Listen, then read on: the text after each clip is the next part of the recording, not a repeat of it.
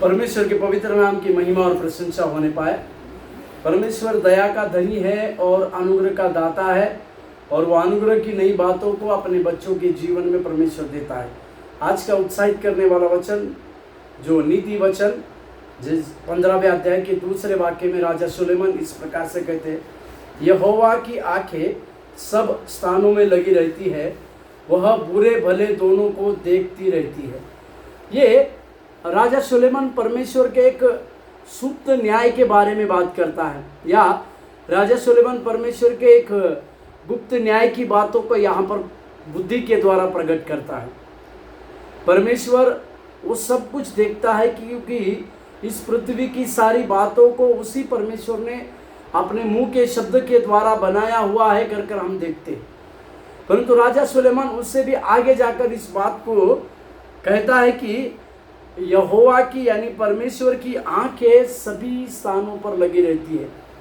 मनुष्य के जीवन में कभी कभी मनुष्य इस प्रकार से परमेश्वर को सोचते हैं, समझते हैं कि परमेश्वर कुछ बातों को परमेश्वर उनको नहीं देखता, या परमेश्वर इस स्थान में परमेश्वर उनको नहीं देख पाएगा। इस प्रकार की बातें कई लोगों के जीवन में होने की संभावना होती है। परंतु राजा सुलेमान उसके व्यक्तिगत अनुभव से, अपने पिता के पास से जो बातों को शिक्षा को प्राप्त किया, उसी के आधार पर वो ये कहता है कि वो यहोवा, वो परमेश्वर है जिसने हमें और आपको बनाया, जिसने जाति जाति के सारे पक्षियों को, सभी चीज़ों को उसने बनाया।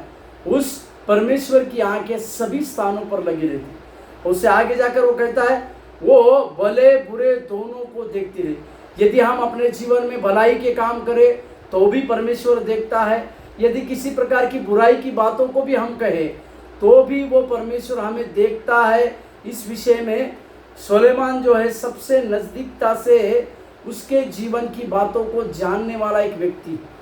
मेरे प्यारों, आज के सवेरे के समय में हम इस प्रकार से परमेश्वर को देखने पाए कि वो परमेश्वर वही परमेश्वर है जो हमारे जीवन में सारी बातों को देखता है। हमारा उठना बैठना, हमारे उस सारे स्थानों को देखने वाला परमेश्वर ही है। हमारे भले कामों को देखने वाला परमेश्वर है, हमारे बुरे कामों को भी देखने वाला परमेश्वर है।